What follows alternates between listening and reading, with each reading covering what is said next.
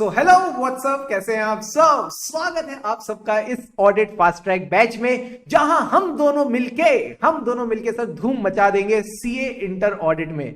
यानी you will be easily able to secure an exemption in auditing. और sir देखते हैं क्या है इस पेपर के बारे में। सबसे पहले तो सर अबाउट द पेपर हमको ये बात बताओ, ये ऑडिट का पेपर इजी है या टफ?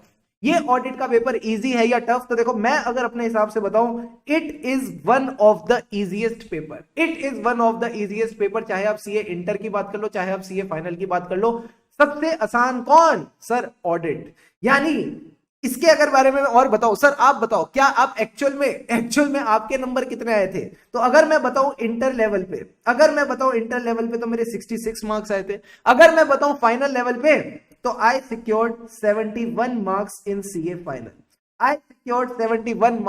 फाइनल। तो मेरी आपसे भी एक ही दरख्वास्त रहेगी कि आप भी एकदम नेक्स्ट लेवल मार्क्स लेके आए, आप भी ऑडिट में एकदम रॉक स्टार बन के दिखाएं। क्या आप सब कमिटमेंट करते हैं? क्या आप सब कमिटमेंट करते हैं कि आप भी एकदम नेक्स्ट लेवल नंबर लेके आएंगे? जल्दी से सारे बच्चे मुझे कमिटमेंट करेंगे, सर जो हो जाए, चाहे दुनिया की इधर उधर की हो जाए, हम कम से कम 70 प्लस का कमिटमेंट करते हैं। जल्दी से सारे बच्चे मुझे चैट बॉक्स में कमिटमेंट करेंगे अभी के अभी। आप अपना कमिटमेंट लिखे, साथ ही साथ आप बताएं आप कौन सी सिटी से हैं। ये भी जरूर बताना आप कौन सी सिटी से, ताकि हमको पता चले इस ऑडिट की जर्नी में कौन कौन हमारे साथ जुड़ गया है। जल्दी से बताइए सर, जल्दी से बताइए। यस सर, बिल्कुल सर, क्या बात है। एक बार जो सर हमने कमिटमेंट कर दी, उसके बाद तो हम किसी की नहीं सुनते, ठीक है? हम किसी की नहीं सुनते। क्या बात है, चॉकलेट चल रही है एकदम नेक्स्ट लेवल। बहुत बढ़िया। कहां से है सब? गोरखपुर, रायपुर, पुर, पुणे, अहमदाबाद, औसम, गाजियाबाद से है सर। वो तो थोड़ा डर लग रहा है। राजनंद गांव, क्या बात है। फरीदाबाद, मुंबई 75 प्लस, 80 प्लस, आहा क्या बात है। मेरठ, महाराष्ट्र, दिल्ली, आगरा, राजस्थान, नोएडा, क्या बात है जी। हल्द्वानी, ओए होए, यमुना विहार, दिल्ली, फरीदाबाद, पुणे। ऑसम। तुम बड़ी धीरे जल्दी कर रहे हो यार, बड़ा ही जल्दी कर रहे हो, मेरे को पता नहीं जा रहा। हिंगोली, सच बताओ, हिंगोली कैसे नाम हो सकता है किसी जगह का? पाली, मारवाड़, क्या बात है। मुंबई, ऑसम। तो भाई आप जहां से भी हो, देखो ऑल इंडिया रैंक तो कहीं से भी आ सकती है। ऑल इंडिया रैंक का मतलब होता है आप कहीं से भी हो, कैसे भी हो, you can easily secure good marks. Siliguri, नंदड़, क्या बात है। पंजाब, चलो सर, ऑसम, ठीक है। सर आपने 70 प्लस क्यों बोला, 90 प्लस क्यों नहीं बोला? 90 प्लस से ना प्रेशर आ जाता है, ठीक है। 90 प्लस और 80 प्लस में ना आपको टेंशन हो जाएगी। और क्या हम यहाँ पे टेंशन लेने के लिए बैठे? नहीं, पढ़ने के लिए बैठे हैं। पढ़ाई में किस बात की टेंशन? एंजॉय करते करते पढ़ेंगे, शांति से पढ़ेंगे, मजे से पढ़ेंगे, रॉक करेंगे। अब सर कुछ क्लास इंस्ट्रक्शंस देख लो जल्दी से। जितने भी आपके मोबाइल फोन है, चाहे एंड्रॉइड वाला हो या एप्पल वाला हो, उनको आपने अपनी नजरों से दूर रखना है। सर हम उसी पे क्लास देख रहे हैं तो कोई बात नहीं, उसकी नोटिफिकेशंस ऑफ रखो, डू नॉट डिस्टर्ब लगा दो, ताकि कोई भी हमारे और आपके बीच में ना आ सके। सेम थिंग सर, नेक्स्ट चीज आपने जो ध्यान में रखनी है वो ये है, you need to sit with a register and a pen. यानी आपके पास एक रजिस्टर और एक पेन होना चाहिए, ताकि क्लास में जो भी मैं आपको चीजें नोट डाउन वगैरह कराऊं, वो आप साथ साथ नोट डाउन करते चल रहे हैं, and you are attentive in the class. Second thing that you need to sit with is a water bottle. आपके पास एक प्यारी सी शानदार सी वाटर बॉटल होनी चाहिए। सर वाटर बॉटल क्यों होनी चाहिए? ताकि जब हम क्लास में कुछ सीखें, जब हम क्लास में कुछ याद करें, ऑटोमेटिकली जब आप मेरे साथ बोलोगे तो आपका गला सूखेगा, और जब गला सूखेगा आपको पानी की जरूरत पड़ेगी। तो instead of standing up going to get the water, it is important कि आप पानी भी साथ साथ पीते चले और आगे बढ़ते चले। Next thing is you need to sit with a child like attitude. हम ढेर सारी मेमोरी टेक्निक्स डिस्कस करेंगे इस क्लास में।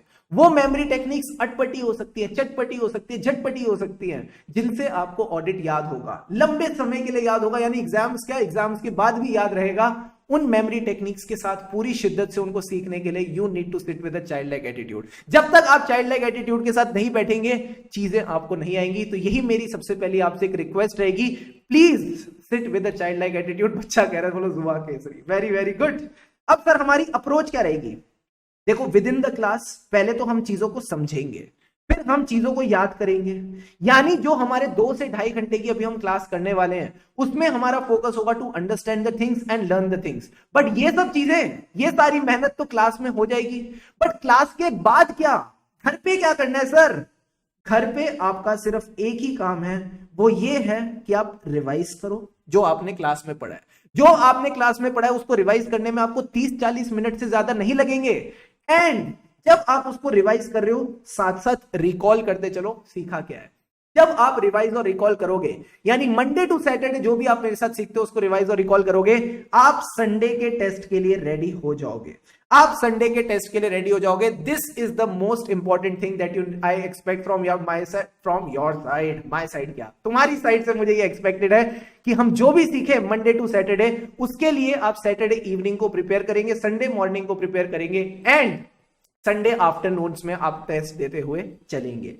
सर डाउट सपोर्ट के बारे में बताओ, क्या हमको डाउट सपोर्ट मिलेगा क्या, या आप हमको ऐसे ही छोड़ दोगे? ऐसे कैसे छोड़ देंगे तुमको? जब तक आपकी एग्जामिशन नहीं आ जाती ऑडिट में, हम आपको छोड़ेंगे नहीं, ठीक है? सो आपके पास प्रॉपर डाउट सपोर्ट रहेगा, चाहे आप लाइव में हो चाहे आप रिकॉर्डेड में हो। हम एक कॉमन टेलीग्राम ग्रुप रखेंगे, हम एक कॉमन टेलीग्राम ग्रुप रखेंगे जहां पे सारे बच्चे जो डाउट डालना है डालो, दूसरा बच्चा पहले बच्चे की, पहला बच्चा दूसरे बच्चे की, सब एक दूसरे की मदद करेंगे ताकि हम सब ऑडिट के टच में रहे। और अगर कोई ऐसा अटपटा छटपटा डाउट आ जाता है जो बच्चों से सॉल्व नहीं हो रहा, तो सर भी तो बैठे ही हैं, सर भी उसी ग्रुप का पार्ट होंगे, सर आपकी हेल्प कर देंगे। प्लस मैं आपको अपना एक डाउट सपोर्ट नंबर भी दूंगा, उस नंबर के थ्रू भी आप डाउट सपोर्ट के लिए कनेक्ट कर सकते हैं। क्या ये बात समझ में आई क्या? Yes sir. Now let's discuss about the paper pattern. बड़ा ही मामूली सा पेपर पैटर्न है सर, 60 नंबर नहीं 70 नंबर का है, ठीक है? 60 नंबर का कब से हो गया, ये 70 नंबर का है। तो आपका जो डिस्क्रिप्टिव पोर्शन है वो 70 मार्क्स का होगा, ठीक है? उस 70 मार्क्स के अलावा आपका जो एमसीक्यू पोर्शन है वो 30 मार्क्स का होगा। तो 70 + 30 कितना हो गया?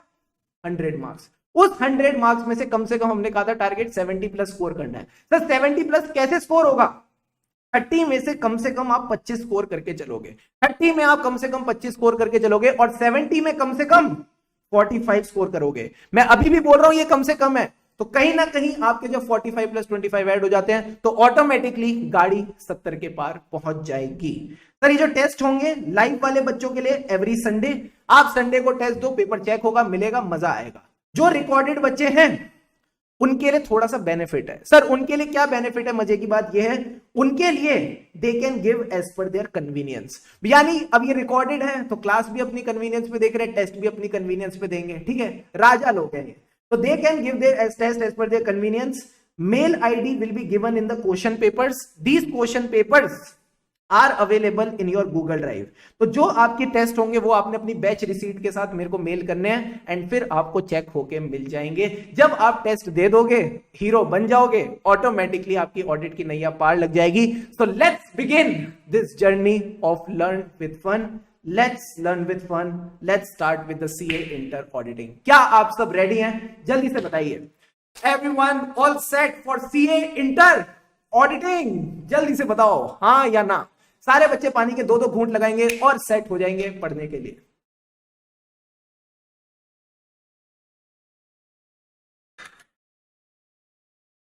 कम ऑन, आ जाओ जी। All good. टन टन टन टन तारा, ऑडिट में आएगा एग्जामिशन हमारा। चलो जी, let's start, let's begin with the introduction to auditing.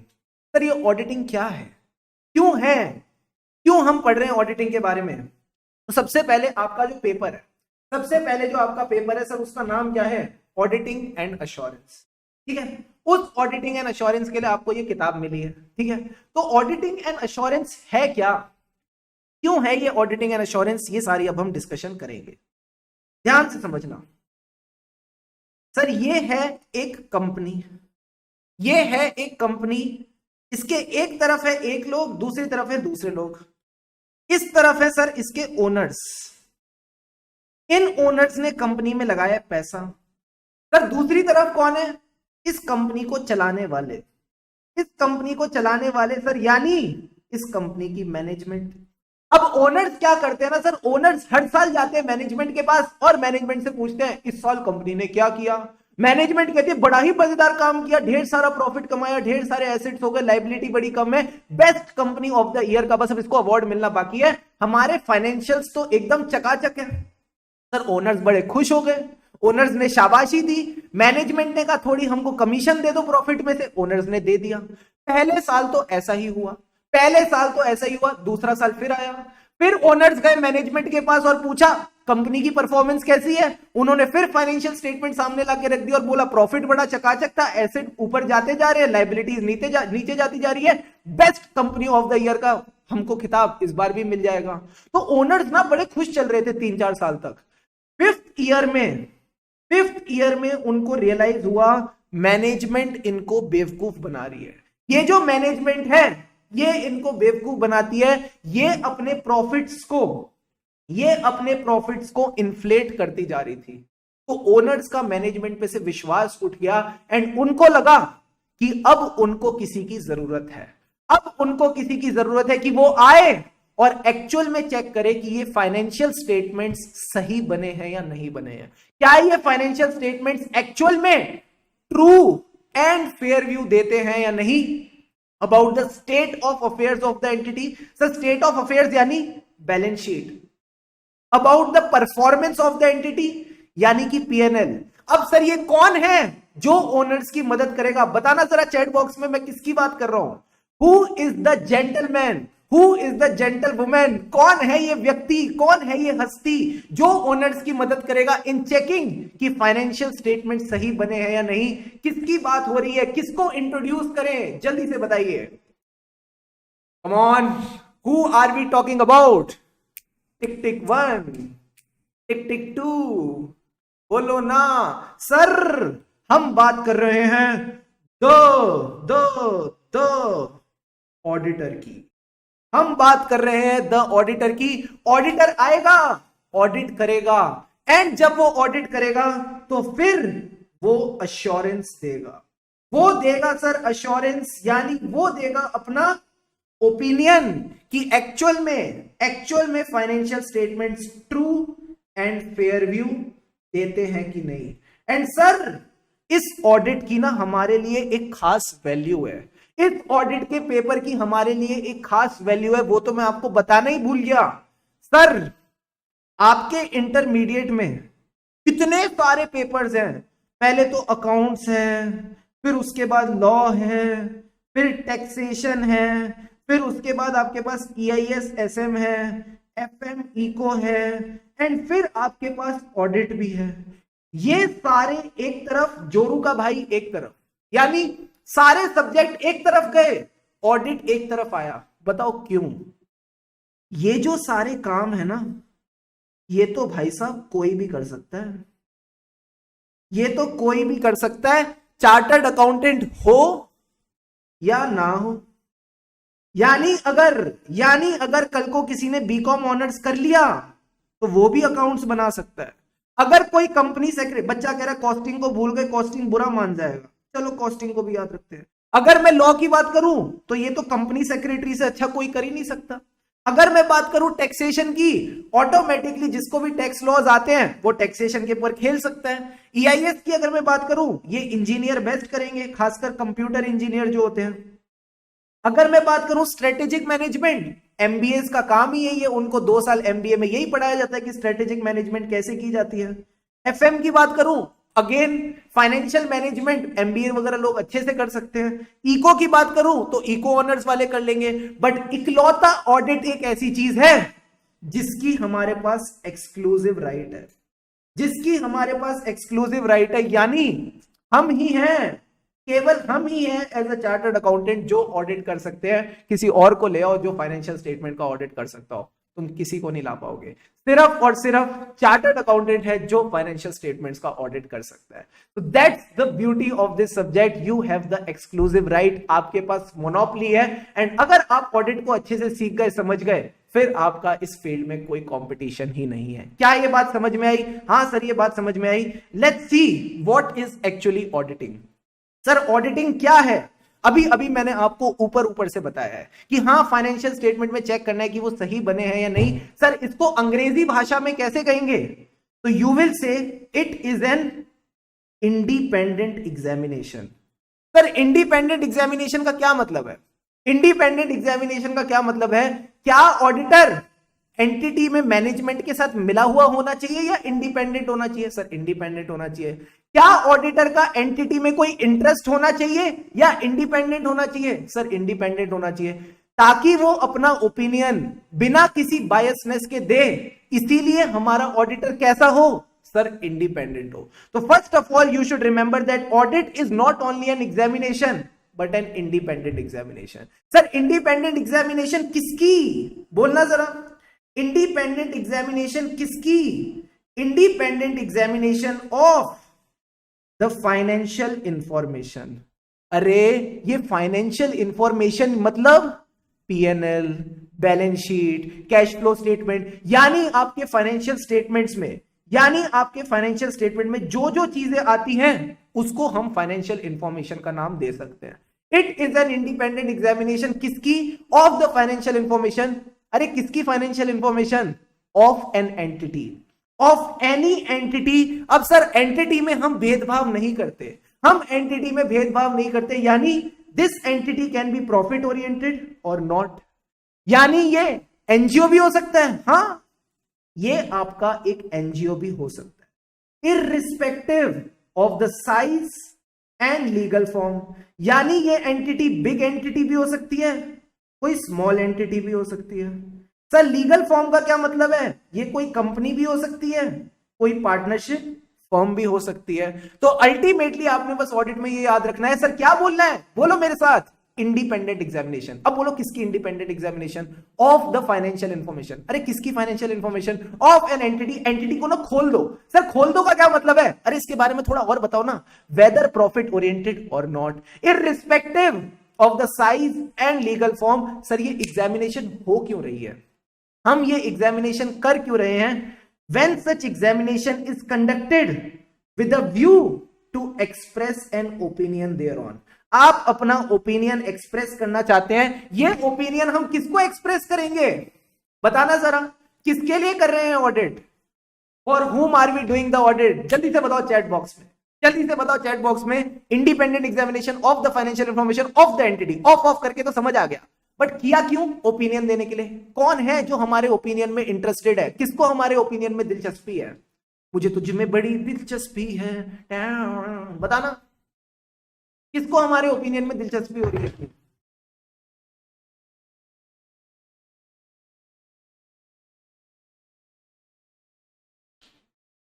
बताओ। सबने बिल्कुल सही कहा, सबने बिल्कुल सही कहा। सर जो ओनर्स हैं, जो ओनर्स हैं उनको हमारे ओपिनियन में बहुत ज्यादा दिलचस्पी है। Owners of the entity, owners of the entity are interested, they are interested in our opinion. ठीक है, तो उनको सबसे ज्यादा दिलचस्पी है, उन्हीं के लिए हम अपनी ऑडिट रिपोर्ट इशू करते हैं। तो this is the definition of audit, financial audit. फटाफट 2 मिनट लेंगे और अभी के अभी ये डेफिनेशन याद करके मुझे कंफर्म करेंगे। Quickly learn this definition right away, right now. क्या है sir audit? It is an independent examination. Sir किसकी independent examination? Of the financial information. किसकी financial information? Of the entity. बस 2 बार किसकी करना और आखिरी में बोल देना, इसलिए कर रहे हैं ताकि हम अपना ओपिनियन दे सके। कम on, you can do it, जल्दी से।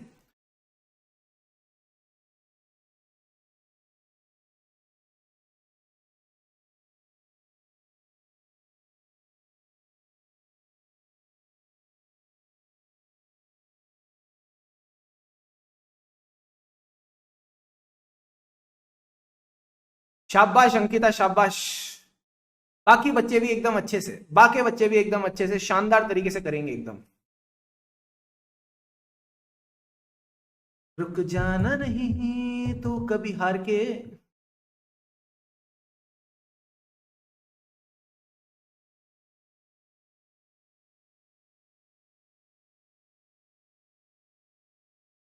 चलें सर, बड़े आगे। Awesome awesome awesome. तो अगर मैं रात को 4 बजे आपको उठाऊं और मैं पूछूं व्हाट इज ऑडिट, तो तुम बोलोगे एग्जामिनेशन, और फिर मैं तुम्हारा कान पकड़ूंगा और बोलूंगा एग्जामिनेशन नहीं, independent examination. Sir independent examination किसकी? Of the financial information. अरे फाइनेंशियल इंफॉर्मेशन किसकी है? चुन्नू की है, मुन्नू की है, टोनी की है। Sir of an entity whether profit oriented और not irrespective of the size and legal form. क्यों कर रहे examination? With a view to express an opinion thereon. क्या ये बात समझ आई? हाँ सर ये बात समझ आई। बट ये इंडिपेंडेंट भी ना बड़ी मजेदार चीज है। ये इंडिपेंडेंट भी बड़ी मजेदार चीज है। सर इंडिपेंडेंस के बारे में और बताओ। हमारा देश भारत 1947 में इंडिपेंडेंट हुआ। Poor joke. और बताओ तुम्हें इंडिपेंडेंस के बारे में। आओ तुम्हें इंडिपेंडेंस के बारे में बताओ, क्या चाहिए इंडिपेंडेंट बनने के लिए? यस सर हमको वो जानना है। हमको वो जानना है कि इंडिपेंडेंट बनने के लिए क्या चाहिए। तो आओ तुमको ले चले इंडिपेंडेंस के बारे में बताएं। सर इंडिपेंडेंस के लिए चाहिए, इंडिपेंडेंस के लिए चाहिए आपको 5 क्वालिटीज। इंडिपेंडेंस के लिए 5 क्वालिटीज चाहिए। कहां गई वो क्वालिटीज? मैं वही ढूंढ रहा हूं, आओ तुमको दिखाऊं। These are the 5 qualities. These are the 5 qualities that you need to become independent. एक एक करके सारी क्वालिटी समझेंगे। सर क्या कहता है देखो, fundamental principles of professional ethics, आप इसको ये भी ले सकते हो fundamental principles of independence.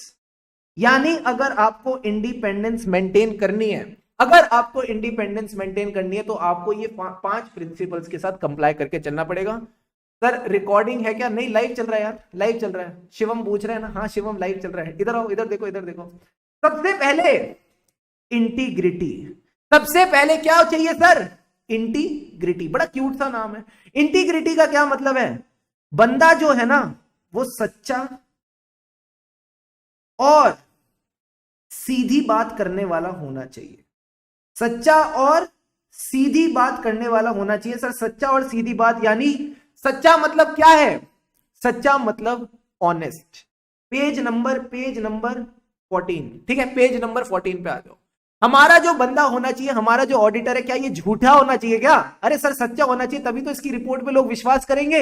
And इसकी रिपोर्ट में जो भी ये बात लिखेगा घुमा घुमा के नहीं लिखेगा, सीधी बात करेगा, स्ट्रेट फॉरवर्ड बात करेगा। देखो क्या कहता है, Integrity requires auditor to be straightforward and honest in all professional and business relationships. Again, जो हमारा इंटीग्रिटी है वो क्या कहता है कि सर आपको स्ट्रेट फॉरवर्ड होना चाहिए, ऑनेस्ट होना चाहिए, सच्चा होना चाहिए, सीधी बात करना चाहिए।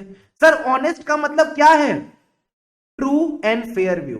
आपके अंदर कहीं ना कहीं अगर आप फाइनेंशियल स्टेटमेंट्स में चाहते हो ट्रू एंड फेयर व्यू हो तो ट्रूथफुलनेस एंड फेयर डीलिंग होनी चाहिए। नेक्स्ट पॉइंट, आप कभी भी ऐसी रिपोर्ट के साथ इशू नहीं करोगे। Never associate with the reports, returns और कम्युनिकेशन जहां पे झूठी बातें लिखी हैं, मटीरियली फॉल्स बातें लिखी हैं, मिसलीडिंग बातें लिखी हैं और ऐसी बातें लिखी है which have been provided recklessly. Recklessly का क्या मतलब है? बिना सोचे समझे, बिना सोचे समझे सामने वाले बंदे ने information they the. And last बात है, जो बात होनी चाहिए वो लिखी ही नहीं है। जो बात होनी चाहिए वो लिखी ही नहीं है, यानी it omits the required information where such omission can be misleading. तो अगर आपसे कल को कोई पूछे इंटीग्रिटी का क्या मतलब है, सर इंटीग्रिटी का मतलब है बंदा सच्चा है और सीधी बात करता है। सच्चा का क्या मतलब है sir? Honest and straight forward in all his professional and business relationship. Sir इसी से आप नेक्स्ट पॉइंट निकालेंगे, ऑनेस्ट मतलब वो ट्रू एंड फेयर व्यू है। Sir true and fair view का क्या मतलब है? Truthfulness and fair dealing. And last में आप बोलोगे वो कोई भी ऐसी रिपोर्ट, कोई भी ऐसी कम्युनिकेशन के साथ एसोसिएट नहीं करेगा जो गलत है। गलत का क्या मतलब है? मटीरियली फॉल्स, मिसलीडिंग, या फिर उसमें जो होना चाहिए वो मिसिंग है, that is it is omitting the required information. क्या इंटीग्रिटी का मीनिंग क्लियर है? जल्दी से बताओ। Are the keywords of integrity clear to all of you? Come on, is integrity clear? क्या क्या पॉइंट्स आ गए? Honest, straight forward. ऑनेस्ट से आपने निकाला ट्रू एंड फेयर व्यू, यानी ट्रूथफुलनेस होनी चाहिए, फेयर डीलिंग होनी चाहिए। आप किसी भी ऐसी रिपोर्ट के साथ इश्यू नहीं करोगे, एसोसिएट नहीं होगी जो गलत है। सर गलत का क्या मतलब है? मटीरियली फॉल्स है, मिसलीडिंग है, या फिर वो ओमिट कर रही है रिक्वायर्ड इंफॉर्मेशन। क्या ये पॉइंट क्लियर है? Yes sir.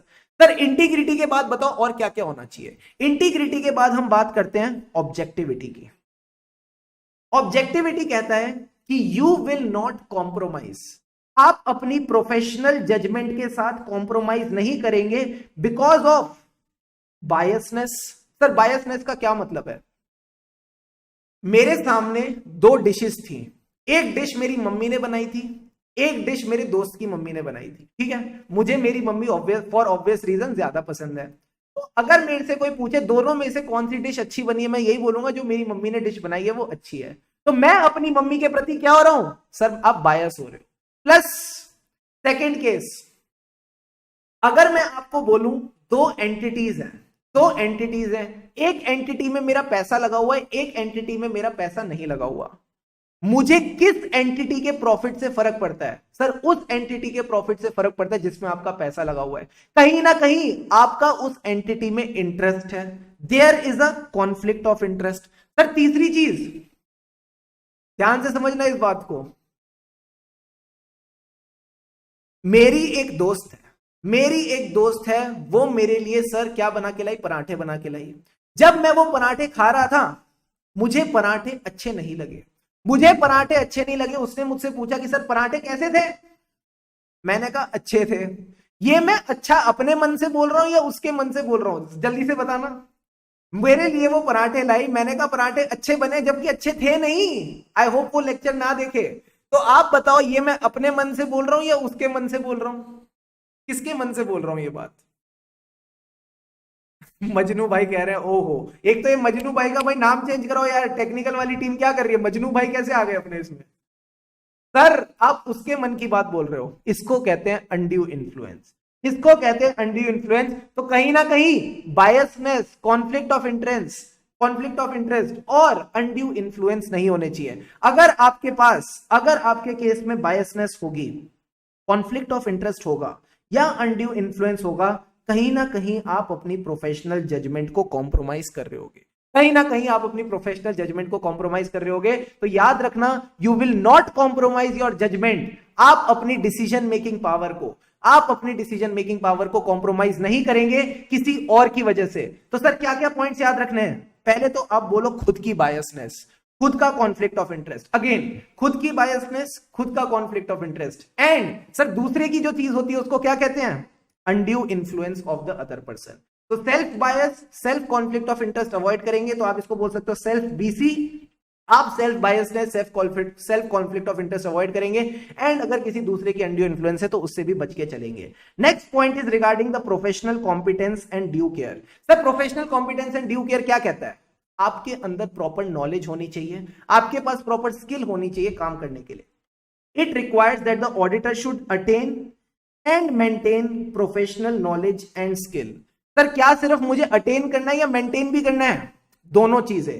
सिर्फ अटेन करने से काम नहीं चलेगा, मेंटेन भी करके चलनी पड़ेगी। यानी मुझे अपडेटेड रहना पड़ेगा कि मार्केट में क्या क्या नई नई खबरें आ रही हैं। अगर आज मैंने डायरेक्ट टैक्स सीख लिया तो मुझे देखना पड़ेगा मार्केट में क्या क्या अमेंडमेंट्स आ रही हैं। अगर आज मैंने इंड एस और अकाउंटिंग स्टैंडर्ड सीख लिए तो देखना पड़ेगा क्या क्या अमेंडमेंट्स आ रही हैं। So as a chartered accountant, you don't only have to attain the knowledge but you also have to maintain it. You need to be updated कि मार्केट में चल क्या रहा है। तो attain and maintain professional knowledge and skill at the level which is required to render competent professional service and legislation, and also to act diligently and in accordance with the technical and professional standards। अगर आप ढंग से काम करना चाहते हो, अगर आप स्टैंडर्ड्स को फॉलो करके काम करना चाहते हो, it is very important that you attain and maintain professional knowledge and skill. Next point is sir confidentiality. Sir confidentiality के बारे में बताओ ना थोड़ा। मैं एक ऑडिटर हूं, ठीक है सर, आपको पता है कंपनीज के शेयर्स होते हैं मार्केट में। हाँ सर हमको पता है कंपनीज के शेयर्स होते हैं। अगर मैं किसी कंपनी का ऑडिट कर रहा हूं तो इसका मतलब उसके फाइनेंशियल स्टेटमेंट इससे पहले कि पब्लिक के पास पहुंचे वो तो मेरे पास होते हैं। हाँ सर आपके पास होते हैं। सोचो पब्लिक को पता चले उससे पहले मुझे पता चल गया कि कंपनी का धांसू प्रॉफिट होने वाला है, मैं क्या करूंगा? जल्दी से बताना, मैं क्या करूंगा? सर आप कंपनी के शेयर खरीद लोगे, बट मेरे को तो लोग पकड़ लेंगे। अगर मैं जिस कंपनी का ऑडिट कर रहा हूं मैं उसी के शेयर खरीद लूंगा तो मैं तो आसानी से पकड़ा जाऊंगा कि मैं गलत काम कर रहा हूं। अगर मैं अपने दोस्त को बता दूं और वो दोस्त उस कंपनी के शेयर खरीद ले और जब उसका रिजल्ट मार्केट में आए कि इस कंपनी ने धांसू प्रॉफिट्स करें और वो शेयर बेच के पैसे कमा ले, प्रॉफिट कमा ले, और मैं उस प्रॉफिट में से थोड़ा शेयर ले लूं, कोई दिक्कत की बात है क्या? जल्दी से बताना, क्या कोई दिक्कत की बात है? बोलो जी बोलो, क्या ये कोई दिक्कत की बात है क्या?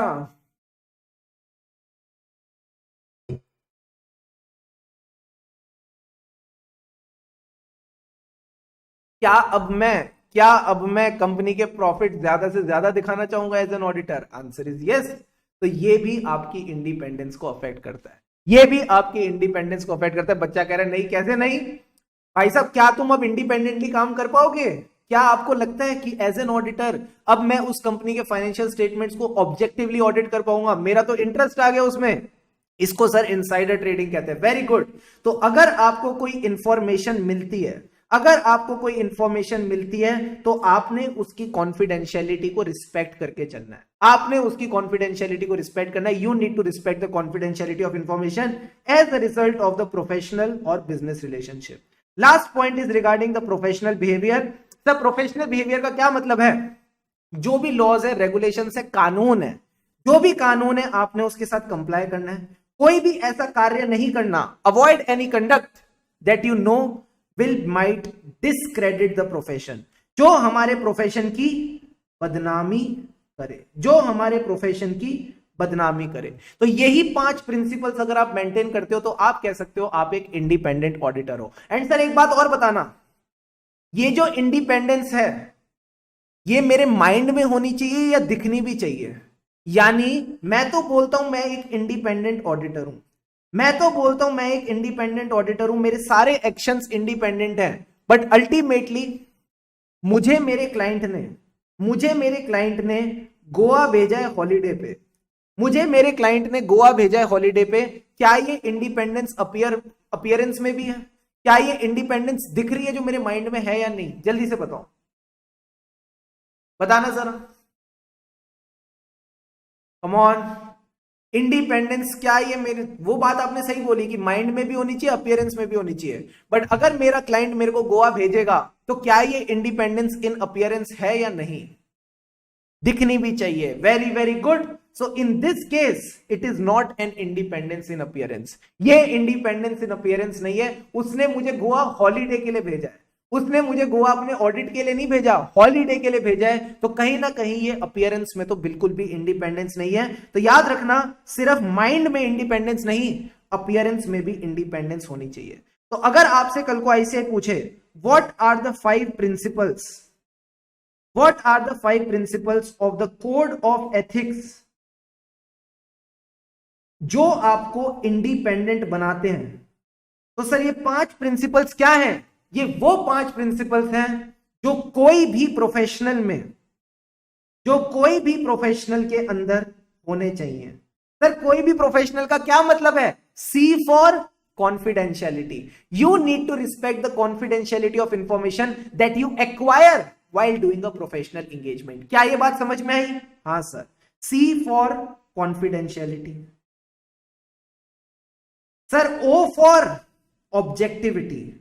ऑब्जेक्टिविटी का क्या मतलब था? मैं अपनी प्रोफेशनल जजमेंट को कॉम्प्रोमाइज नहीं करूंगा, जो मेरी प्रोफेशनल जजमेंट है मैं उसको कॉम्प्रोमाइज नहीं करूंगा बिकॉज ऑफ खुद की बायसनेस, खुद का कॉन्फ्लिक्ट ऑफ इंटरेस्ट। याद है BC, biasness and conflict of interest. Sir दूसरे का क्या था? दूसरे के अनड्यू इन्फ्लुएंस। यानी इन तीनों चीजों की वजह से मेरी ऑब्जेक्टिविटी हैम्पर नहीं होनी चाहिए। आई का मतलब क्या था सर? आई का मतलब है इंटीग्रिटी। याद है इंटीग्रिटी का क्या मतलब है? सच्चा और सीधी बातें करने वाला, honest and straightforward person. Honest का मतलब क्या था? True and fair, truthfulness and fair dealing, plus never associate with a report, never associate with a report जहां आपको पता है उस रिपोर्ट में मटीरियली फॉल्स इंफॉर्मेशन है। Sir M for materially false, M for misleading. Come on, M for materially false, M for misleading. Plus जो information होनी चाहिए है ही नहीं, इसको अंग्रेजी में क्या बोलते हैं? It omits the required information, it omits the required information. तो अगर वो ओमिट कर रही है रिक्वायर्ड इंफॉर्मेशन तो ये भी बड़ी दिक्कत की बात है। तो यही पॉइंट्स आपने याद रखने। सर कोई का क्या मतलब था? Confidentiality, objectivity, integrity. प्रोफेशनल का क्या मतलब है? इसके 2 मतलब है, professional competence and due care. Sir ये 2 वर्ड से बना है। कॉम्पिटेंट कौन है? जो अटेन भी करता है और मेंटेन भी करता है। अगेन, जो अटेन भी करता है, मेंटेन भी करता है knowledge and skill. Due care का मतलब है आप जो भी करेंगे डिलीजेंस से करेंगे।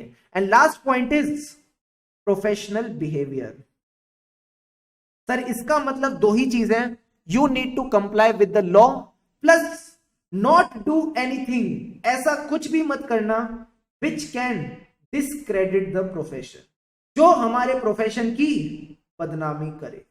क्या आपको ये पांचों बातें समझ में आई? जल्दी से बताओ, क्या ये पांचों पॉइंट्स क्लियर हैं? अगर क्लियर है तो फटाफट इसको नोट डाउन करो, फटाफट इन पॉइंट्स को नोट डाउन करो। Your time starts now. 2 minute है, आंखें बंद करके रिकॉल करके कंफर्म करो मुझे।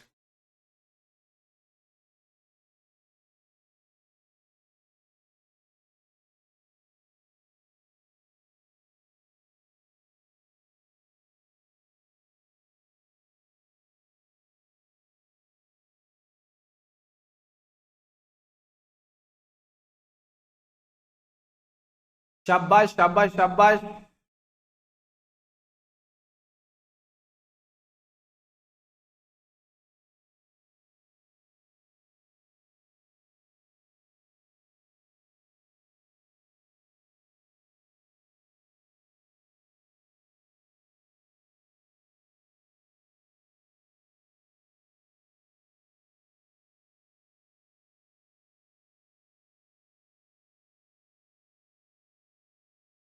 Yes Sakshi, your messages are visible, कोई दिक्कत नहीं है।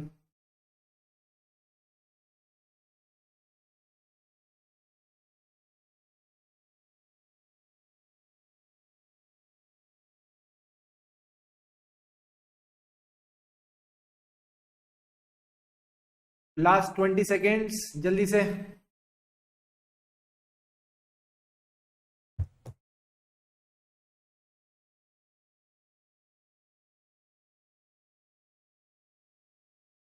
ऑसम। तो सर हम कर क्या रहे हैं, चल क्या रहा है हमारे? तो सर सब ऊपर से जा रहे हैं, थोड़ा सा बताओ तो सही। अभी आपने सीखी ऑडिट की डेफिनेशन, अभी आपने मेरे साथ सीखी ऑडिट की डेफिनेशन। हाँ यार तुम्हारे मैसेजेस दिख रहे हैं ना, एक एक करके अब थोड़ी बताऊंगा किस किस के मैसेज दिख रहे हैं। इधर देखो ना, इधर देखो, इधर देखो, इधर देखो। हमें क्या करनी है सर, हमने अभी तो पढ़ा ऑडिट की डेफिनेशन। ऑडिट का मतलब क्या था? Independent examination. यानी आपने एग्जामिनेशन नहीं करनी, इंडिपेंडेंट एग्जामिनेशन करनी है। किसकी? Of the financial information. अरे किसकी financial information? Of an entity. And sir of an entity का क्या मतलब है? एंटिटी को खोल दो, whether profit oriented or not, irrespective of the size and legal form। Answer हमने क्यों की थी examination? To express an opinion thereon. यहीं पे जब हम पढ़ रहे थे इंडिपेंडेंट एग्जामिनेशन के बारे में, तो मैंने आपको बोला इंडिपेंडेंस के बारे में थोड़ा और जानते हैं। तो हमने अभी 5 प्रिंसिपल्स डिस्कस करे फटाफट फटाफट। सर ये 5 प्रिंसिपल्स क्या है? ये ऐसे प्रिंसिपल्स हैं जो कोई भी प्रोफेशनल के अंदर होने चाहिए। सर कोई का क्या मतलब था? Confidentiality, objectivity, integrity. प्रोफेशनल का क्या मतलब है? Professional behaviour, professional competence and due care. क्या ये पांचों बातें अब क्लियर है? हाँ सर। बट कहीं ना कहीं जो आप इंडिपेंडेंस मेंटेन करने की कोशिश कर रहे हो, जो आप इंडिपेंडेंस मेंटेन करने की कोशिश कर रहे हो, उस इंडिपेंडेंस पे कई बार थ्रेट्स भी आ जाते हैं। ठीक है, कई बार यहां पे थ्रेट्स आ जाते हैं। तो सर थ्रेट्स के बारे में थोड़ा समझना है कि थ्रेट्स के केस में हमें क्या समझना है। What are the threats to independence? आओ मैं आपको थोड़ा थ्रेट्स के बारे में बताऊं। दिक्कत ही तो ये है, दिक्कत ही तो ये है, जब हम सीधा सीधा चल रहे होते हैं कुछ ना कुछ गड़बड़ आ जाती है। तो ये कहता है code of ethics for professional accountants prepared by international federation of accountants. बहुत बड़े बड़े तीखे तीखे नाम है, इनको तुम छोड़ो। अभी बस इतनी सी बात समझो, there are 5 types of threats. Around 5 types of threats है सर। 5 थ्रेट्स क्या क्या है, एक एक करके करते हैं। सबसे पहले कहते हैं सेल्फ इंटरेस्ट थ्रेट, यानी एज एन ऑडिटर आपका इस एंटिटी में जिसका आप ऑडिट कर रहे हो उसमें इंटरेस्ट है। ये कब होंगे सर? जब ऑडिटिंग फर्म या फिर उसका कोई पार्टनर या उसका कोई एसोसिएट बेनिफिट ले सकता है in the form of financial interest in the audit client. उनको कोई फाइनेंशियल इंटरेस्ट है। सर फाइनेंशियल इंटरेस्ट किस किस तरह के हो सकते हैं? It can be a direct financial interest, जो ऑडिटर है वो उस कंपनी में शेयर्स होल्ड करता है। ओ, शेयर्स होल्ड करता है। साथ ही साथ जो ऑडिटर है उसने उस कंपनी को कोई लोन दे रखा है या उस कंपनी से लोन ले रखा है। दोनों ही केसेस में फाइनेंशियल इंटरेस्ट है। इसके अलावा फीस, सर ऑडिटर को क्या मिल रही है? फीस मिल रही है। जो उसको फीस मिल रही है वो बहुत ही ज्यादा है। सर इतनी ज्यादा फीस है कि उसको डर है कि कहीं ये क्लाइंट छूट ना जाए। He is heavily dependent on the fees from this client, यानी अगर बाकी क्लाइंट से सबसे मिला के उसको 1 करोड़ रुपए मिलते हैं, उस 1 करोड़ रुपए में से 90 लैक्स तो यही क्लाइंट दे रहा है। 1 करोड़ में से 90 लैक्स अगर एक ही क्लाइंट देगा तो भाई मुझे तो डर लगेगा कहीं ये क्लाइंट हाथ से छूट ना जाए। सेकेंड पॉइंट, जो ये फीस है ये कंटिजेंट है, यानी ये फिक्स्ड फीस नहीं है। अगर कंटिजेंट होगी और सामने वाले की आप गलतियां निकालोगे, क्या वो आपको फीस देगा? नहीं सर, कोई फीस नहीं देगा। नेक्स्ट पॉइंट, आपकी सामने वाले पार्टी के साथ बिजनेस रिलेशन है। सर ये बिजनेस रिलेशन का क्या मतलब है? देखो, दो तरह की बिजनेस रिलेशन हो सकती है। पहली बिजनेस रिलेशन है, मान लो सामने वाली कंपनी है आईटीसी। आपको पता है आईटीसी के बड़े बड़े होटल्स होते हैं। हाँ सर, बड़े बड़े होटल्स होते हैं। तो आईटीसी होटल्स ने ऑडिटर को क्या किया, न्यू ईयर पे इनको बोला कि हम आपको न्यू ईयर, हमारी जो पार्टी होती है, इसके हम आपको फ्री पासेस दे रहे हैं। हम आपको न्यू ईयर पार्टी के फ्री पासेस दे रहे हैं। मार्केट में इसका जो रेट है, मार्केट रेट इज 20,000 रुपीज। अब एक बात बताओ, 20,000 की चीज जब फ्री में मिलेगी तो क्या ऑडिटर की इंडिपेंडेंस मेंटेन रहेगी या इंडिपेंडेंस की बैंड बच जाएगी? बताना जरा। अगर आपको 20,000 की चीज फ्री में मिलती है तो क्या इंडिपेंडेंस बनी रहेगी या इंडिपेंडेंस की बैंड बच जाएगी? Quickly let me know.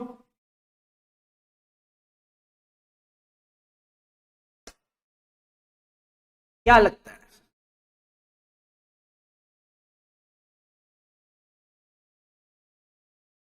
Band बच जाएगी। Very very good.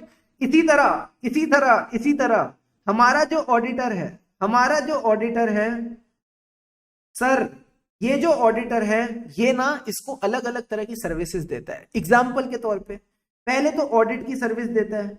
उस ऑडिट की सर्विस के लिए ये मान लो इनसे 1 लाख रुपए लेता है। सर इसके अलावा और भी कई सारी सर्विसेज देता है। एंड वो जो सर्विसेज देता है उसके लिए जो इसको फीस मिल रही है, उसके लिए जो इसको फीस मिल रही है वो बाकी सर्विसेज के लिए 10 लाख रुपए मिल रही है। अब एक बात बताओ, एक तरफ ऑडिट की 1 लाख, एक तरफ बाकी सर्विसेज की 10 लाख, ऑडिटर का ध्यान कहां जाएगा? सर बाकी सर्विसेज की तरफ। ऑडिटर का जो ध्यान है वो बाकी सर्विसेज की तरफ जाएगा। तो क्या ये प्रोफेशनली कॉम्पिटेंट, ड्यू डिलीजेंस वाले तरीके से काम करेगा या फिर जल्दबाजी में काम करेगा? सर ऑडिट का काम पूरा जल्दबाजी में करेगा, ये ड्यू डिलीजेंस एक्सरसाइज नहीं कर पाएगा। तो इसी वजह से यहां पे दिक्कत आ जाएगी, इसी वजह से यहां दिक्कत आ जाएगी। And last point is, sir हमारी ऑडिट फर्म में एक बंदा है, वो इस क्लाइंट पे हमने ऑडिट करने के लिए लगाया है। उस बंदे को क्लाइंट ने, इस बंदे को जो क्लाइंट है इसने 50 लाख की इंप्लॉयमेंट का ऑफर दिया है। इस बंदे को क्लाइंट ने 50 लाख की इंप्लॉयमेंट का ऑफर दिया है। तो क्या लगता है ये बंदा इस क्लाइंट की गलतियां निकालेगा या नहीं निकालेगा? सर कोई गलती नहीं निकालेगा। जिस बंदे को ऑडिट फर्म में 10 लाख रुपए मिल रहे हैं, अगर क्लाइंट उसको 50 लाख रुपए देगा तो क्या ये क्लाइंट की गलतियां निकालेगा? नहीं, ये क्लाइंट की कोई गलती नहीं निकालेगा। अल्टीमेटली इसकी इंडिपेंडेंस की भी बैंड बच जाएगी। तो हमने जो अभी टॉपिक डिस्कस किया उसका नाम क्या था sir? Self interest threat. Self interest threat का मतलब है you are talking about the financial interest in the audit client. Financial interest कैसे कैसे हो सकता है? It can be a direct financial interest. Sir दूसरा, ऑडिट फर्म को क्या मिलती है? फीस दो तरह की। एक तो बहुत ज्यादा फीस मिल रही है, that is a very heavy fees and the auditor is dependent on it. And second type of fees क्या होती है sir? Contingent fees. Second type of fees क्या होती है? Contingent fees. इसके अलावा और क्या क्या फाइनेंशियल रिलेशन हो सकता है सर? आप उसके साथ बिजनेस रिलेशनशिप में हो सकते हो, आप उसके एम्प्लॉय बन सकते हो। अगेन, आप उसके साथ बिजनेस रिलेशनशिप में हो सकते हो, आप उसके एम्प्लॉय बन सकते हो। यही बस 4-5 बातें आपने ध्यान में रख के चलनी है, ठीक है? I hope these points are clear. अगर ये पॉइंट्स क्लियर है तो फटाफट ये जो 4-5 बातें हैं इनको अभी के अभी याद करो और मुझे कंफर्म करो। Giving you 1 to 2 minutes, your time starts now. शुरू हो जाओ। Self interest threat is a financial interest, and financial interest के 5 एग्जांपल्स बस आपने ध्यान में रखने हैं। Quickly learn them and confirm, then we'll move ahead.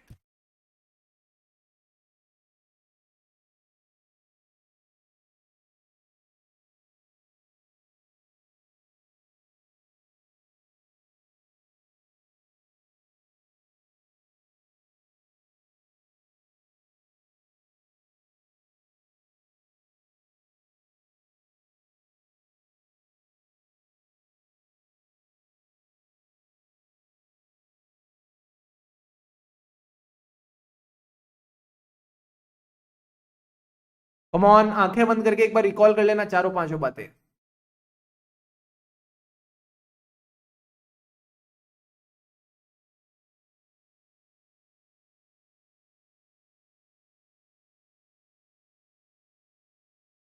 Tanvi, contingent का क्या मतलब है? कंटिजेंट का मतलब है आपकी फीस ना क्लाइंट ने फिक्स नहीं की, कह रहे जैसी आपकी सर्विसेज होंगी वैसी उसको आपको फीस देगा। तो आप एक बात बताओ, जब आपको पता है आपकी फीस क्लाइंट के ऊपर डिपेंडेंट है, तो आप क्लाइंट की गलतियां निकाल पाओगे क्या? नहीं सर, कैसे निकालेंगे?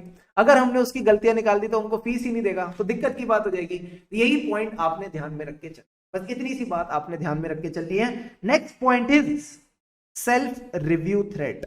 अगला पॉइंट है आपका सेल्फ रिव्यू थ्रेड। एग्जाम्पल के तौर पे बड़े ही प्यारे प्यारे एग्जाम्पल है, सोचो। ये है सर ऑडिटर, ये है क्लाइंट। इस क्लाइंट के जो फाइनेंशियल स्टेटमेंट्स हैं ये इसी बंदे ने बनाए हैं। ये जो फाइनेंशियल स्टेटमेंट्स है ये किसने बनाया सर? ऑडिटर ने ही बनाया है। अब ये ऑडिटर जिसने फाइनेंशियल स्टेटमेंट बनाए हैं ये इन्हीं को चेक करने आया है। क्या इसमें कोई गड़बड़ है? क्या इसमें कोई गड़बड़ है सर? ये तो ऐसा ही लग रहा है आईसीआई का जो पेपर हम देते हैं वो हम ही चेक कर रहे हैं। तो जब आपकी करी हुई चीज आप ही चेक करोगे तो क्या आप इसमें से कभी कोई गलती निकाल पाओगे क्या?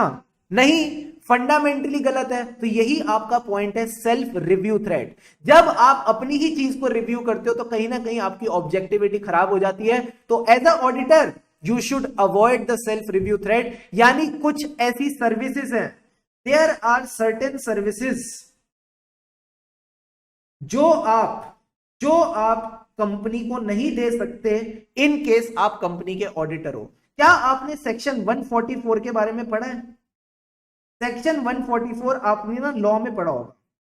इसमें कुछ ऐसी सर्विसेज हैं जो आप नहीं दे सकते। एग्जाम्पल के तौर पे, ठीक है, एग्जाम्पल के तौर पे ध्यान से समझना। एक मिनट देना। जैसे कि अकाउंटिंग और बुक कीपिंग सर्विस, ठीक है, जैसे कि आपकी accounting and book keeping service,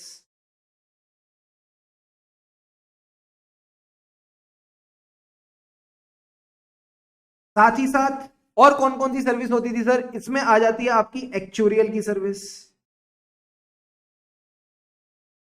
actuarial services. फिर आता है सर इंटरनल ऑडिट सर्विस। फिर आती है इन्वेस्टमेंट एडवाइजरी, ठीक है, ये आप लॉ में ऑलरेडी पढ़ चुके हैं, मैं आपको बस रिवाइज करा रहा हूं। फिर आती है investment banking service. Then you talk about outsourced financial service.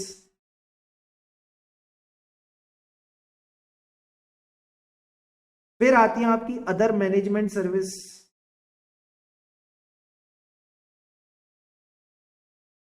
एक और होता है design and implementation of the financial information system,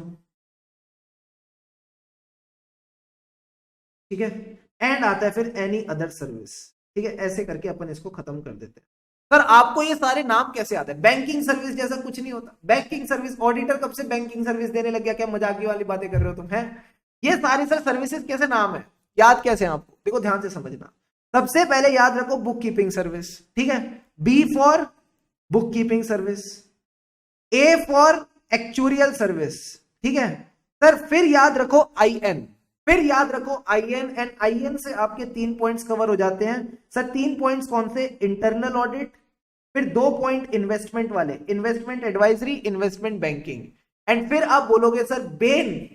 ये क्या बन गया? इसको बोलते हैं बेन। क्या आपने बेन कंपनी का नाम सुन रखा है? बेन मैनेजमेंट कंसल्टिंग कंपनी है जो बहुत बढ़िया बढ़िया बड़ी बड़ी कंपनीज को कंसल्टेंसी की सर्विस देती है। Ben financial, Ben financial management, इस तरह से आप इनको याद रख सकते हो सर। फाइनेंशियल का क्या मतलब है? Outsourced financial service and design and implementation of financial information system.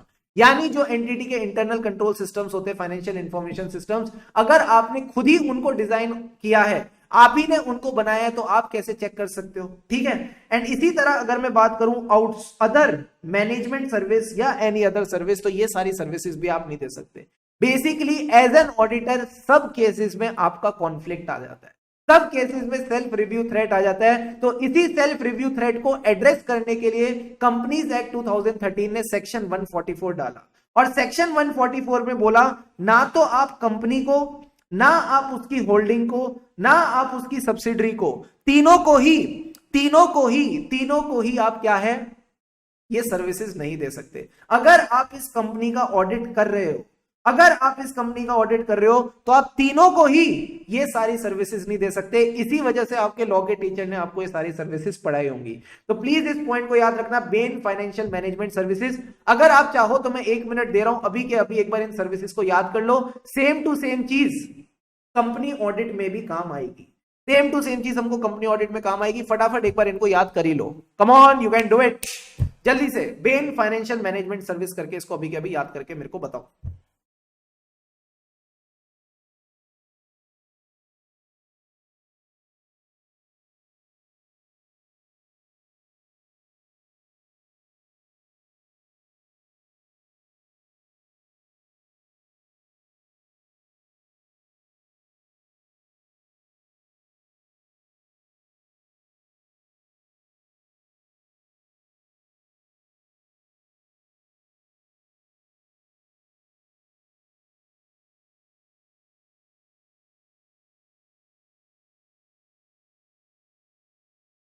Very good Dishika, others please be fast.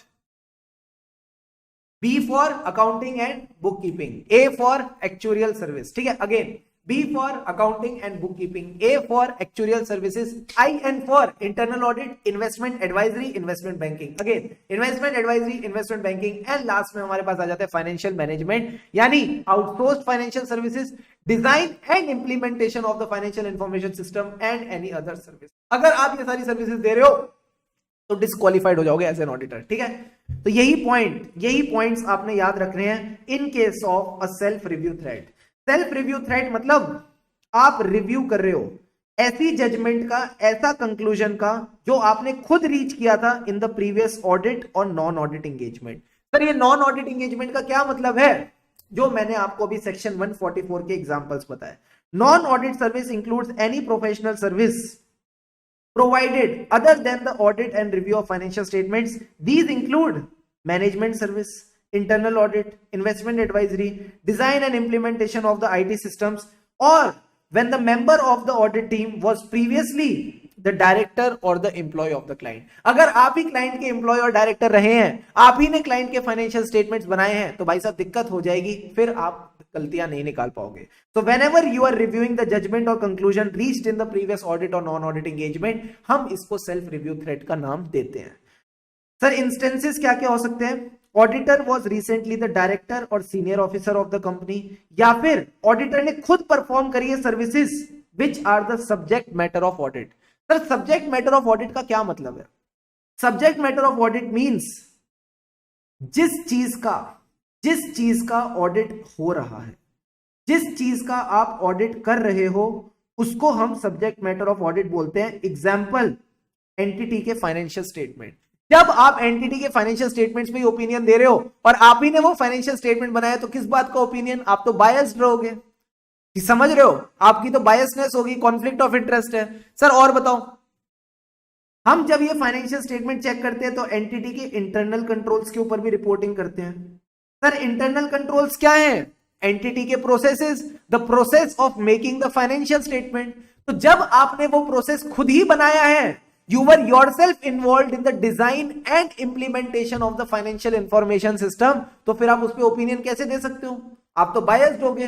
तभी इन्होंने कहा कि ये दोनों चीजें नहीं होनी चाहिए, या ना तो आप कंपनी के डायरेक्टर और ऑफिसर, ना you should be involve with the subject matter of engagement. क्या सब्जेक्ट मैटर ऑफ एंगेजमेंट का मतलब क्लियर है, subject matter of audit means जिस चीज का ऑडिट हो रहा है उससे आपका कोई भी नाता नहीं होना चाहिए। क्या ये पॉइंट समझ में आया? Yes sir.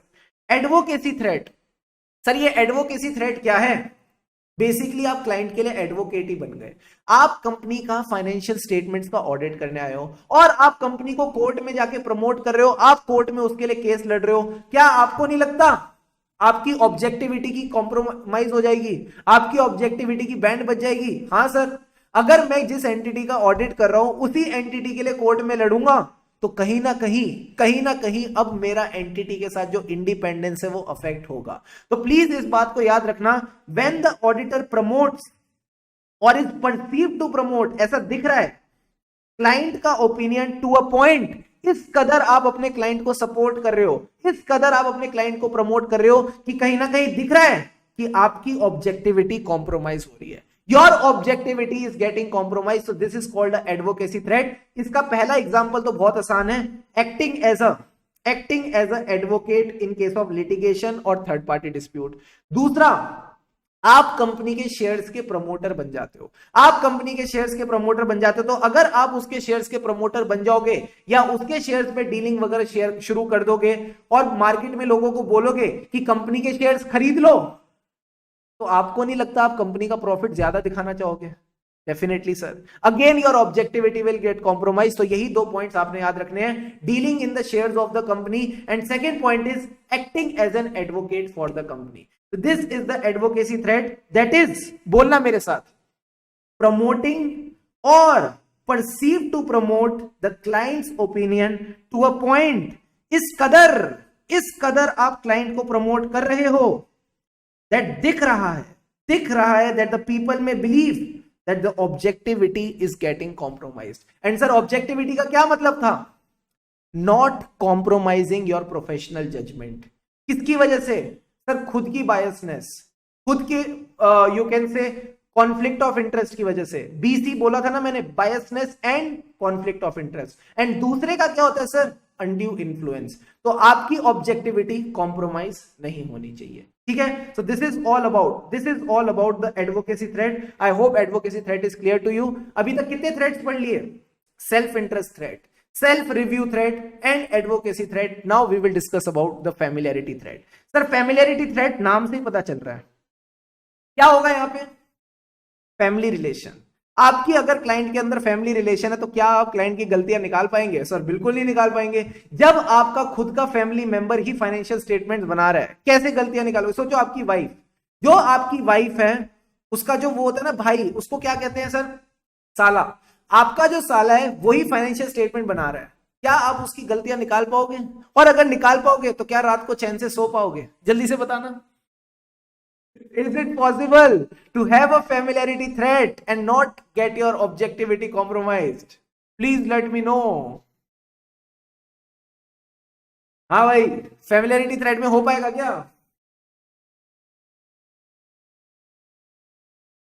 बच्चे कह रहे सर सुंदरलाल और जेठालाल। Very very good. तो अगर जेठालाल ऑडिटर होता अगर जेठालाल ऑडिटर होता तो क्या वो सुंदर की गलतियां निकाल पाता? सर नहीं, बिल्कुल गलतियां नहीं निकाल पाता। तो यही पॉइंट आपने याद रखना है। अगर ऑडिटर ने रिलेशनशिप बना ली with a client that they end up being too sympathetic to the client's interest, तो फिर दिक्कत हो जाएगी। इसके एग्जांपल भी ऐसे हैं जैसे इसकी बातें हैं। क्लोज रिलेटिव, आपका एक क्लोज रिलेटिव काफी सीनियर पोजीशन में है in the client company.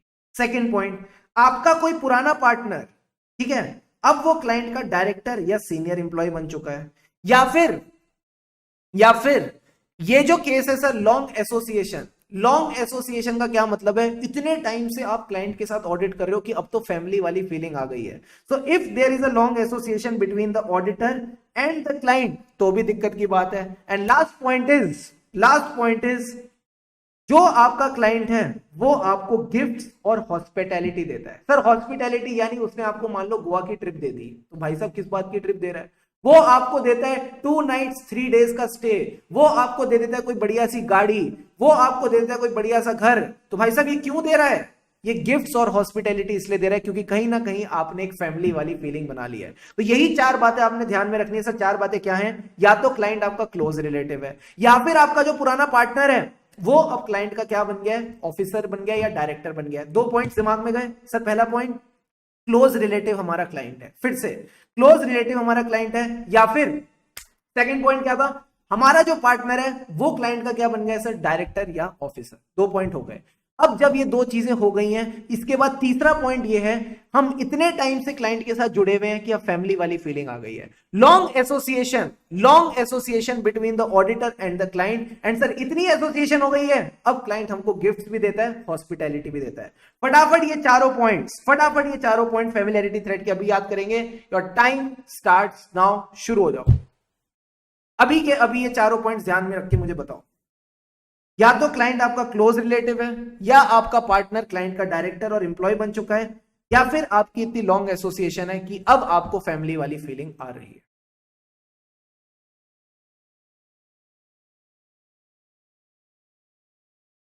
Client के काउंटर पार्ट मीन्स क्लाइंट के एम्प्लॉइज।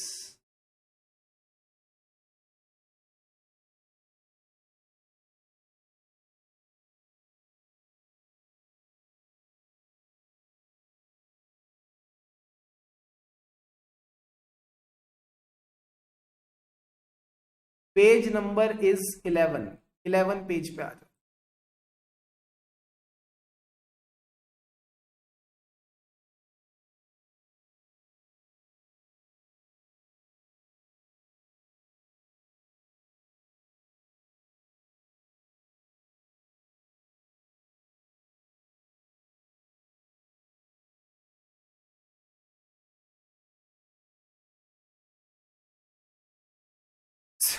सिग्निफिकेंट गिफ्ट यानी बहुत बड़ा गिफ्ट मिला तुमको, ठीक है, सिग्निफिकेंट गिफ्ट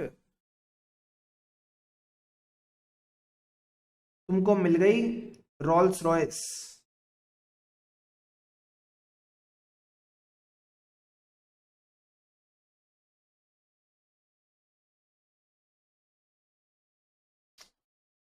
ऑसम, बड़े आगे, चलो sir. Now let's move to the last topic, and last topic is about the intimidation threats. Sir intimidation threat का क्या मतलब है? इंटीमिडेट करना क्या मतलब है? सामने वाले को डराना।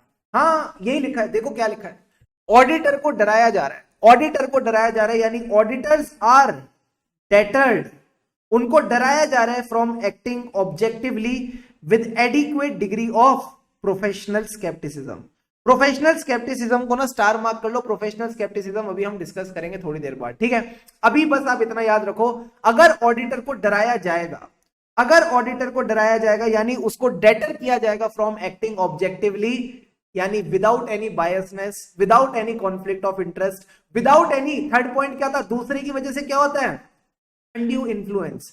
तो अगर उसको biasness, conflict of interest, undue influence के बिना एक्ट करने से रोका जाएगा, डराया जाएगा, तो इसको हम बोलते हैं इंटीमिडेशन थ्रेट, सामने वाले को अनकंफर्टेबल फील कराना। सर कैसे अनकंफर्टेबल फील कराते हैं? सबसे पहले तो आपको ना धमकी देते हैं। सर धमकी क्या है? हम तुमको निकाल देंगे। Threat of replacement over disagreement, disagreement यानी कल को अगर उनके बीच में कुछ बहस हो गई, ऑडिटर कहता है ऐसा होना चाहिए, क्लाइंट कहता है ऐसा कैसे, ऐसा होना चाहिए, दोनों के ओपिनियंस में डिफरेंस है, if there is a difference of opinion between the two, and client बोले तुमको कुछ नहीं आता, तुम निकलो पतली गली से, तो ऑडिटर को तो अच्छा नहीं लगेगा, ऑडिटर तो बेचारा घबरा जाएगा, कहता चलो ठीक है जैसा आप कहोगे वैसा मैं कर लूंगा, मुझे भी तो फीस चाहिए। तो if the auditor is imposed a threat of replacement over the disagreement with the application of accounting principle, या फिर ऑडिटर को कहा जा रहा है भाई तुम काम बहुत कम करो, तुम ना बहुत एविडेंस इकट्ठे कर रहे हो, तुम बहुत ज्यादा एविडेंस इकट्ठे कर रहे हो, इस वजह से हमारी फीस बढ़ती जा रही है, तो तुम काम कम करो, फिर हम तुमको कम फीस देंगे। तो अगर ऑडिटर को काम कम कराया जाएगा तो ऑडिटर तो ठीक से अपना ओपिनियन नहीं दे पाएगा, क्योंकि वो अपना ओपिनियन ठीक से नहीं दे पाएगा तो कहीं ना कहीं उसकी ऑब्जेक्टिविटी को इंपैक्ट आएगा। तो यही पॉइंट आपने याद रखना है, pressure to disproportionately reduce the work in response to the reduced audit fees. And last point is, client कह रहा है अगर तुमने मेरी बात नहीं सुनी ना मैं तुम पे केस कर दूंगा, मैं तुम्हारे ऊपर केस कर दूंगा, और ऑडिटर बेचारा घबरा जाता है और फिर क्लाइंट से एग्री कर लेता है। So if you are threatening the auditor with litigation, तो ये भी एक दिक्कत की बात हो जाएगी। तो आप बस ये 3 पॉइंट्स याद रखना सर। सबसे पहले आपने क्या याद रखना है, थ्रेट। थ्रेट ना 2 चीजों का, या तो निकाल देंगे और अगर नहीं निकलता तो उसके ऊपर केस कर देंगे, कम ऑन वापस, या तो उसको निकाल देंगे, थ्रेट ऑफ रिप्लेसमेंट, या फिर अगर वो नहीं निकलता तो उस पर लिटिगेशन कर देंगे, केस कर देंगे। सर जैसे ही हमने उसको ये धमकियां दी कि हम उसको निकाल देंगे, हम उस पर केस कर देंगे, उसको बेचारे को प्रेशर आ गया, उसको बेचारे को प्रेशर आ गया। सर प्रेशर का क्या मतलब है? Pressure to reduce the work, क्योंकि उसको फीस भी पूरी नहीं मिल रही। Pressure to reduce the work, क्योंकि उसको फीस भी पूरी नहीं मिल रही। तो यही सारे थ्रेट्स हैं जो ऑडिटर को डेटर करते हैं फ्रॉम एक्टिंग ऑब्जेक्टिवली। क्या ये पांचों के पांचों थ्रेड्स क्लियर है? हाँ सर, ये पांचों के थ्रेड्स क्लियर है। अगर कल को हमसे कोई पूछ ले 5 थ्रेड्स क्या है, तो हम क्या बोले? तो मैं आपको बताता हूं, एक ना ड्रिंक आती है, एक ड्रिंक आती है जो आपकी बॉडी के जितने भी थ्रेड्स है ना उसको दूर भगाती है, उस ड्रिंक का नाम है साफी। तो ये साफी जो है ना, इसी साफी को आपने बस याद रखना है। सर साफी का क्या मतलब है? S for self interest thread. Self interest thread का क्या मतलब था? जो भी फाइनेंशियल इंटरेस्ट के एग्जांपल है वो इसका पार्ट बन जाते हैं। सर फाइनेंशियल इंटरेस्ट में हमने सबसे पहले क्या डिस्कस किया था? Direct financial interest. अगर मैं किसी कंपनी में शेयर्स में, सिक्योरिटीज में इन्वेस्ट करता हूं, that is a direct financial interest. दूसरा, एम्प्लॉयमेंट थी, बिजनेस था, फीस जो थी वो बहुत ज्यादा थी, डर था कहीं मैं क्लाइंट को खो ना दूं, और कंटिजेंट फीस थी। ठीक है, फिर हमने डिस्कस किया self review threat. Self review threat के अंदर क्या होता था? I was reviewing the judgement जो मैं पहले कर चुका था किसी ऑडिट या नॉन ऑडिट एंगेजमेंट में। सर नॉन ऑडिट एंगेजमेंट के एग्जांपल्स वही सेक्शन 144 वाले, BEN financial management services. Sir BEN financial management service का क्या मतलब है? B for accounting and book keeping, A for actuarial services, I N for internal audit service, investment advisory, investment banking services. Financial services में क्या थी? Outsource financial services, design and implementation of financial information system and management service. क्या ये सारी services हमने discuss कर ली? Yes sir. फिर मैंने आपको बोला एडवोकेसी थ्रेड। एडवोकेसी थ्रेड का मतलब है आप क्लाइंट के इंटरेस्ट को ना प्रमोट किए जा रहे हो इस कदर। सर इस कदर को इंग्लिश में क्या बोलते हैं? जल्दी से बताना चैट बॉक्स में। इस कदर को इंग्लिश में क्या बोलते हैं? प्रमोटिंग अ क्लाइंट्स इंटरेस्ट इस कदर। इस कदर means to a point, to a point that the objectivity of the auditor is compromise. Sir इसके एग्जांपल बताना। शेयर्स प्रमोशन यानी dealing in the shares of the client. Second point, acting as an advocate for the client. अगर आप अपने client के disputes में, legal disputes में या थर्ड पार्टी डिस्प्यूट्स में एडवोकेट बनते हैं तो आपका एडवोकेसी थ्रेड आ जाएगा। फिर हमने फोर्थ में डिस्कस किया था साफी। एस फॉर क्या था? Self interest thread. दूसरा एस था सेल्फ रिव्यू थ्रेड। एफ का मतलब, ए का मतलब था एडवोकेसी थ्रेड, एंड एफ का मतलब क्या था? एफ माने फेमिलियरिटी थ्रेड। फेमिलियरिटी थ्रेड यानी जो क्लाइंट का बंदा है वो मेरा फैमिली मेंबर है, या फिर मेरा जो पुराना पार्टनर है अब वो क्लाइंट का बंदा बन गया है। देखो, या तो मेरा फैमिली मेंबर क्लाइंट का बंदा बन गया, या मेरा पार्टनर, पार्टनर भी तो फैमिली की तरह ही है। जो मेरा पार्टनर था वो भी मेरी फैमिली की तरह ही था, वो भी मेरा दिमाग पूरा खाता था। तो या तो आपका रिलेटिव क्लाइंट का मेंबर है, या आपका जो पार्टनर है वो क्लाइंट का मेंबर है, या फिर आप क्लाइंट के साथ इतना समय गुजार चुके हो, there has been a long association. Long association मतलब इतनी ज्यादा टाइम से आप क्लाइंट के साथ एसोसिएटेड हो, कहीं ना कहीं अब वो फैमिली वाली फीलिंग बन चुकी है। क्योंकि फैमिली वाली फीलिंग बन गई है तो बड़े बड़े गिफ्ट्स आएंगे, बड़ी बड़ी हॉस्पिटैलिटी आएगी। हॉस्पिटैलिटी का मतलब हॉस्पिटल नहीं होता, पहले ही बता दूं तुमको। आधे बच्चे तो कह रहे सर ये हॉस्पिटल क्यों भेज रहे हो ऑडिटर को? Hospitality means facilities. अगर मैं ऑडिटर को घूमने भेजता हूं 5 दिन के ट्रिप के लिए, तो that is a hospitality, that is a facility जो ऑडिटर को खुश करेगी। अगर ऑडिटर खुश होगा तो वो मेरी बातों से एग्री करेगा और उसकी ऑब्जेक्टिविटी की बैंड बच जाएगी। तो आपने यही पॉइंट याद रखना है, significant gifts and hospitality from the client. And then we discussed about what? Intimidation threat. Intimidation यानी डराना, डराना यानी डेटर करना। Sir deter the auditor from acting objectively. बच्चे ने बिल्कुल सही कहा सर, खातिरदारी। हम हॉस्पिटैलिटी को खातिरदारी का नाम भी कैसे दे सकते हैं। सर डराया कैसे है? डराया कि हम तुमको निकाल देंगे, threat of replacement, threat of displacement. ठीक है, दूसरा डराया है कैसे? थ्रेट ऑफ लिटिगेशन, अगर तुम नहीं जाओगे तो तुम पे केस कर देंगे। और वो बेचारा प्रेशर में आ गया, pressure to reduce the audit work in response to the reduce of audit fees. ठीक है, so these are the threats to independence. फटाफट इनको मेरे साथ लिखो, फटाफट मेरे साथ इनको लिखो। What are the threats to independence? Sir साफी, थ्रेट्स टू इंडिपेंडेंस।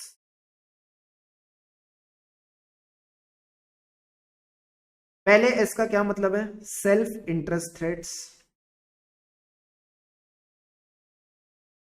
दूसरे एस का क्या मतलब था? Self review threats.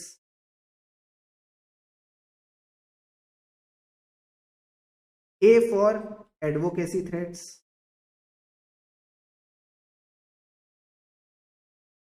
F for familiarity threats.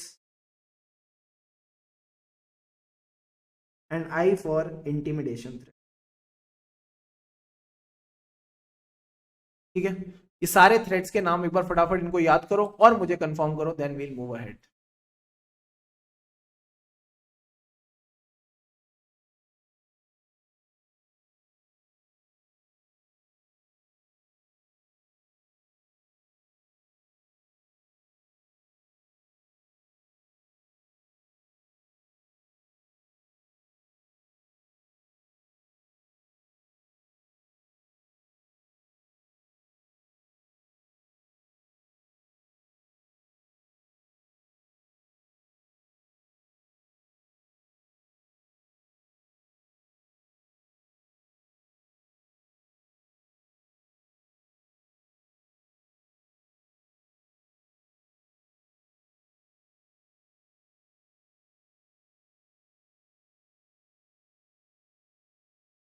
Done done done done done डारा। चलेंगे आगे। बहुत बढ़िया बहुत बढ़िया बहुत बढ़िया बहुत बढ़िया। तो आपने क्या करना है ना, बस इन थ्रेड्स के मीनिंग याद रखना। सबसे पहले तो पता होना चाहिए थ्रेड्स क्या क्या है, फिर आपको उनका मीनिंग पता होना चाहिए। जैसे जब मैं बोलूंगा सेल्फ इंटरेस्ट थ्रेड, तो सेल्फ इंटरेस्ट थ्रेड में आप क्या बोलोगे, सर फाइनेंशियल इंटरेस्ट। क्योंकि फाइनेंशियल इंटरेस्ट है, ऑब्जेक्टिविटी हैम्पर हो जाएगी। जब मैं बोलूंगा सेल्फ रिव्यू थ्रेड, हम क्या रिव्यू कर रहे हैं sir, basically our objectivity is compromised in case of self review threat also, because we are reviewing our previous judgment। ये previous judgment हमने कौन सी engagement में की थी, या तो audit engagement में या non audit engagement में। advocacy threat में क्या आता है, promoting a client's interest to इस कदर, सर इस कदर means to a point our objectivity is compromised। familiarity threat means इतनी familiarity वाली feeling है कि कहीं ना कहीं there is a feeling of क्या सहानुभूति आ गई थी ना हमको। सहानुभूति यानी सिंपैथेटिक, आप बहुत ज्यादा एस फॉर सिंपैथेटिक हो जाते हो क्लाइंट को लेके। And last point was intimidation threat, यानी डेटरिंग द ऑडिटर। कहीं ना कहीं आप ऑडिटर को डरा के रख रहे हो एंड इस वजह से वो बेचारा ऑब्जेक्टिवली काम नहीं कर पा रहा। दो तरह के थ्रेट्स थे, या तो हम आपको निकाल देंगे, दैट इज रिप्लेसमेंट, अगर नहीं जाओगे तो लिटिगेशन कर देंगे, एंड वो बेचारा फिर प्रेशर में आ गया। तो these are the threats. But मजे की बात बताओ सर, देखो प्रॉब्लम्स तो हैं सबके साथ, बस सॉल्यूशन की है बात।